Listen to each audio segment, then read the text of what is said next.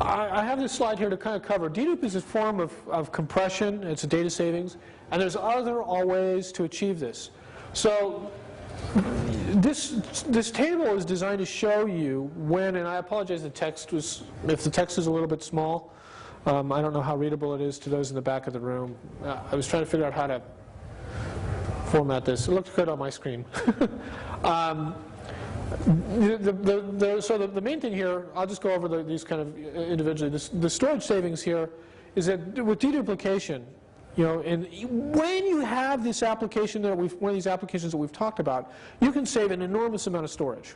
If you've got 1,000 copies of the same data, you're going to get a big compression.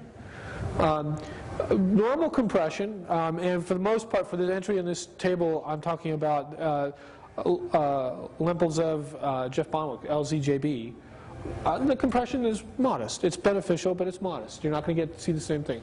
Now, the third column is clones and snapshots. So this is basically the standard copy on write situation. And properly done, you can actually save a lot of money, a lot of storage space using clones and snapshots.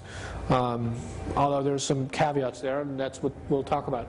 So the performance impact, deduplication varies. Typically it's going to hurt you. There's going to be more writes, honestly, more IOs because you're accessing the dedupe table as well as potentially the data itself. But it's complex because you're also making a different kind of use of the buffer cache. So typically it's probably going to hurt you a little bit. You get a modest improvement in performance with compression because by compressing the data, the assumption here is that the processors are fast, and processor time is generally readily available on a storage server. It's generally readily available on most compute servers too, in fact.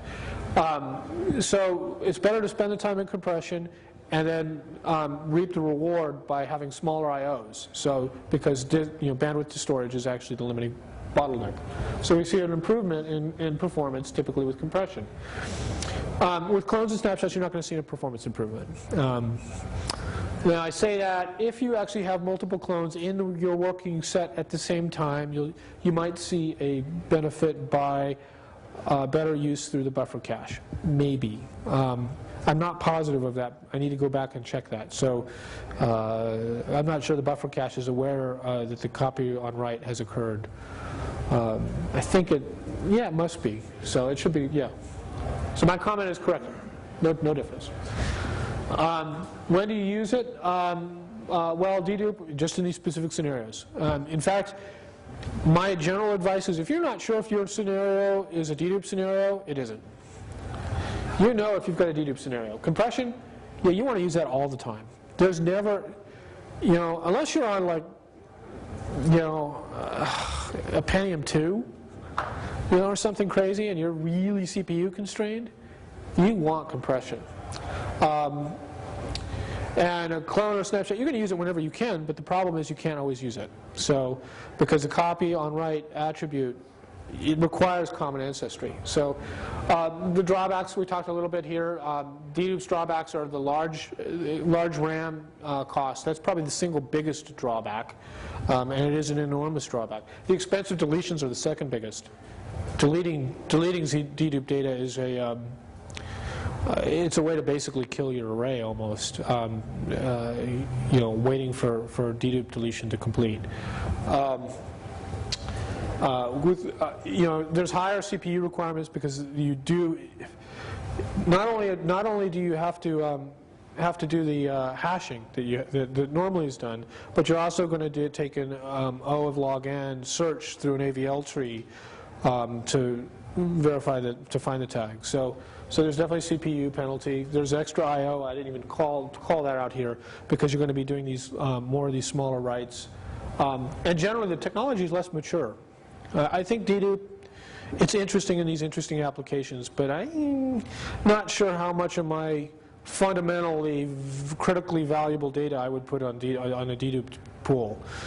You could argue that if it's fundamentally critically valuable, maybe it's probably not data that you would normally dedupe anyway. I mean, in OS you could just reinstall, right? If you lose the data, it's no big deal. If it's your if it's your data files or your data outputs from, or the data that you've collected, say seismic data, that stuff is probably incredibly valuable, and you don't want to lose it. So, but it's probably also unique.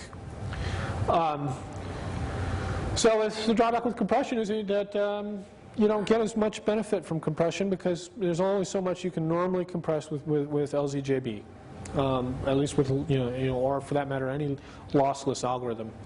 And it's quick question. So there are 11 different compression formats under ZFS. I don't want to go into breakdown on those just primarily because of time constraints. I only have half an hour, and I'm 20 minutes into it already, and I have hardly gotten started.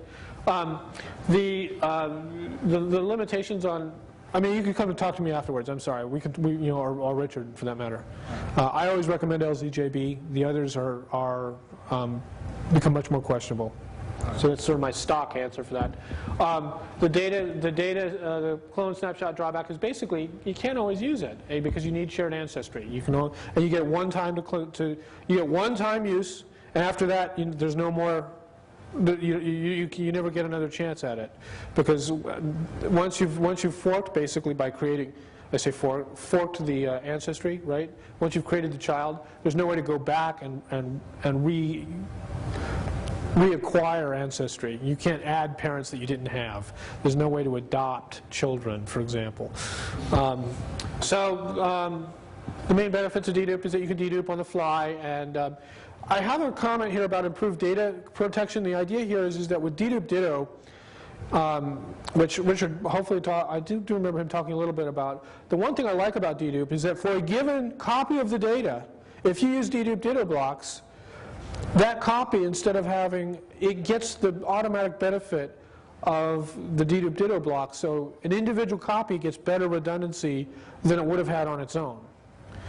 Of course, to get that benefit, you have to turn on dedupe ditto blocks. And as I think I've already said, if you don't have more than 2 copies, you're not going to, there's no point in doing any of this. So compression is nearly always worthwhile, and it's mature, and the clone snapshot stuff, there's no performance impact. It's incredibly fast because you do a snapshot, a copy on write, it's like that. I haven't timed it myself, but it's to the point where it's not noticeable. And that stuff has been in there in ZFS pretty much since from day one, so it's really robust code. So the other stuff we've done, we've worked on, there's been a lot of things related to ZFS performance improvements. The default block size has increased. There's some stuff that's happened with the scrub and resolver rate limiting so that those don't impact your ability to get your user I/O through. Snapshot creation is faster. The snapshot deletion is faster. There's a whole bunch of other stuff in there. Too much to list in certainly this half an hour that I mostly already burned up. Triple parity RAID Z. This came out. Actually, it's been about a year ago since this was announced. Now we finally have it in Nexenta. Actually, it's been in Nexenta for a while. 3.0 was released quite a while ago.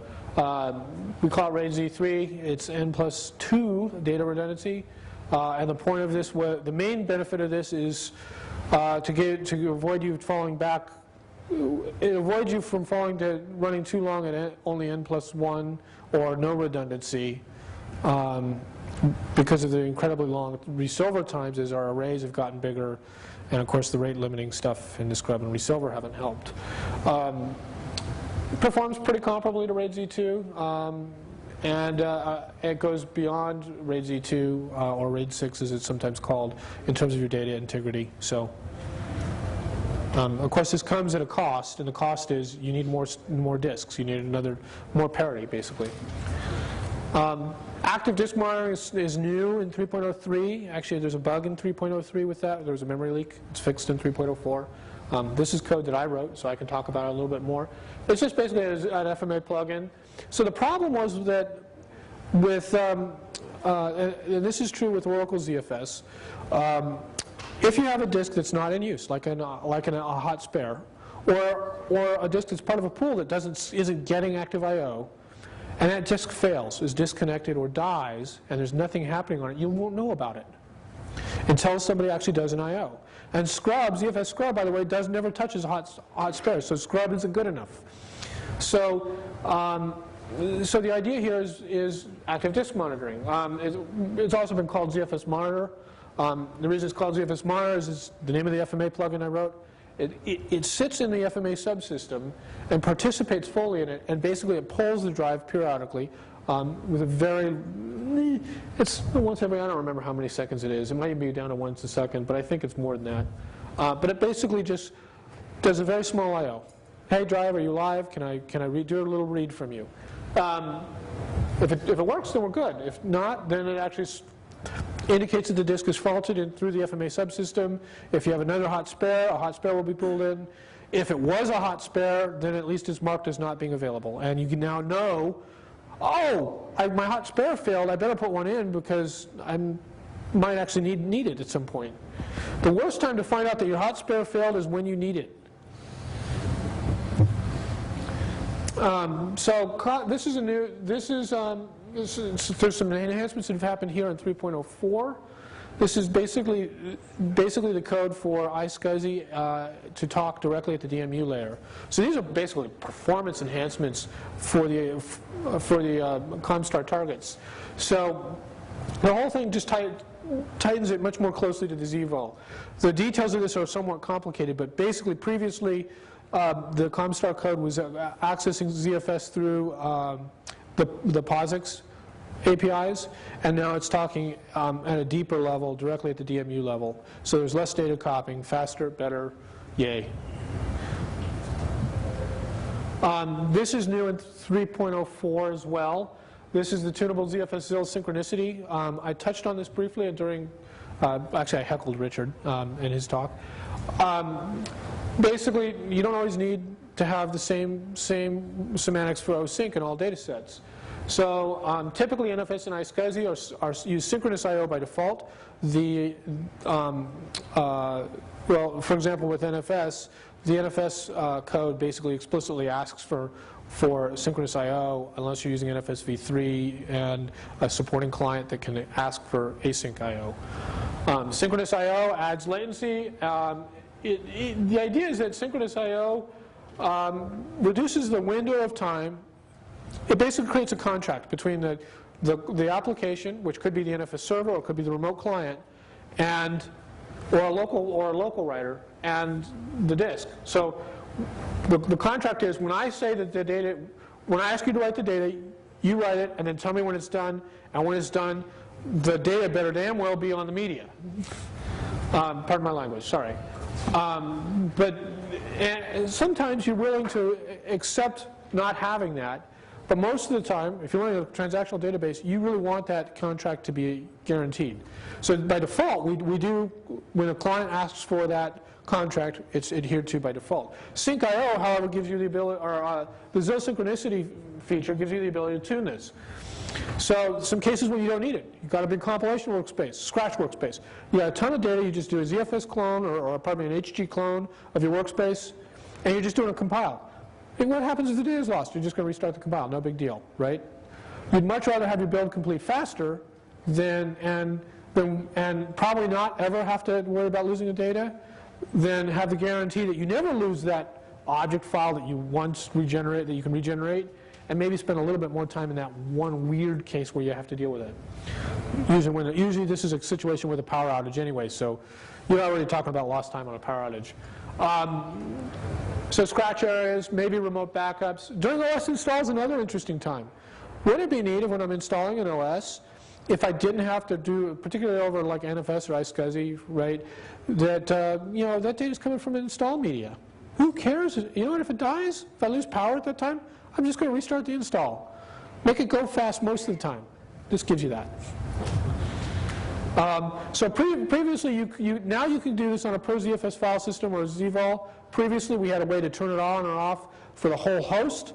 That was always a bad idea because generally there's always some data on this host where you really don't want the contract to be broken.